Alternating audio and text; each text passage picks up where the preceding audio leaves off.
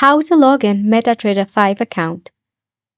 Hey there, welcome back to the channel, and let's get right into this tutorial.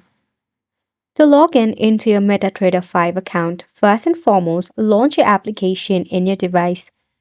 If you have not got the app yet, you can easily install from your Play Store or App Store. Once you launch the app, you will see an interface like this.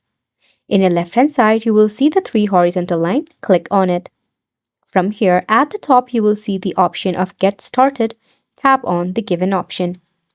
So right over here, click on the plus sign icon that is located in your right-hand corner.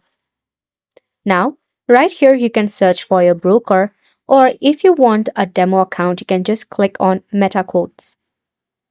This will redirect you to the interface like this. If you already have a demo account, you can enter your credential, that is a login, password, and tap on the login button. If you want to create a brand new demo account, you can click on Open a Demo Account. If you have forgotten your password, you can click on Forgot Password. By this way, you'll be able to recover your password and log in into your MetaTrader 5 account. This sums up the tutorial as well. Thank you so much for tuning in.